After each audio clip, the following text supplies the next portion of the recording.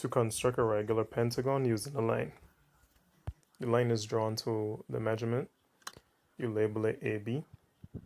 From B, I am going to bisect the line AB, described above and below on both sides.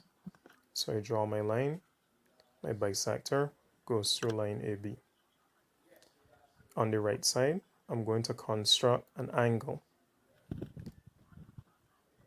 I'm constructing a 90-degree angle, which I will then bisect to construct a 45-degree angle. You need to draw two angles for this drawing. As I bisect the 90-degree, open the compass a little more, scribe both points. When that line is extended to the bisector, the point is called 4. 45 degrees is that angle. A 6-degree angle is now constructed.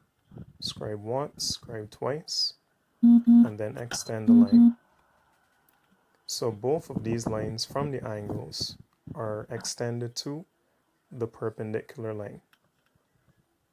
Points 4 from the 45 and point 6 from the 60. We now bisect the line 4, 6. So 4, 6 is bisected. You scribe, you draw the line going across through 4, 6. So once we have found point 5, this is the central point for our pentagon. So we scribe an arc from 5 going to A. The reason that we have scribed, or the reason that we constructed 5 is because the pentagon has 5 sides. So once the circle is drawn, we use the length AB to draw in our points. So as each point is drawn in, sometimes the last point does not meet back by A, but follow your construction methods. And I'm drawing in the sides of the polygon at this time. Remember that this method is to draw a regular pentagon using the length of a side.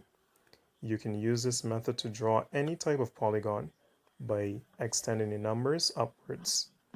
So for example, 5 to 6, 6 to 7, 7 to 8.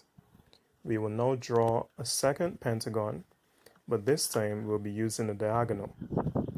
I am beginning with drawing a horizontal line, and I'm going to divide that horizontal line into 5 parts.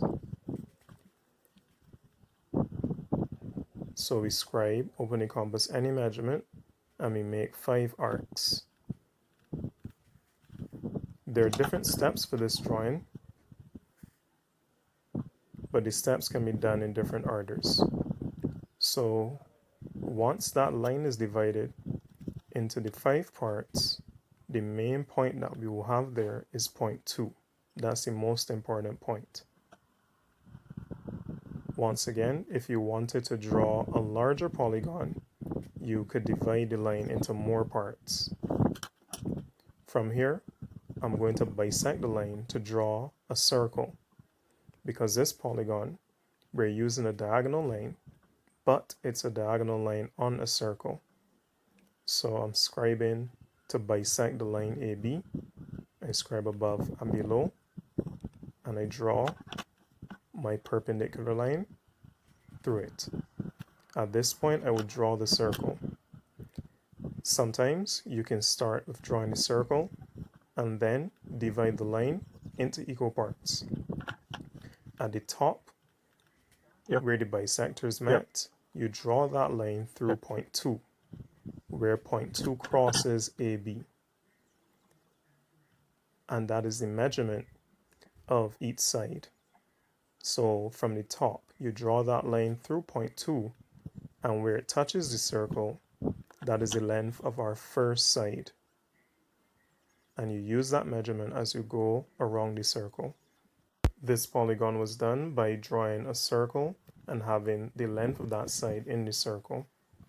The steps can be done in any order. And there we have it. We have our 2 polygons, one drawn with the length of a side where we constructed a 45 and a 60, and the other by a circle and the length of a side.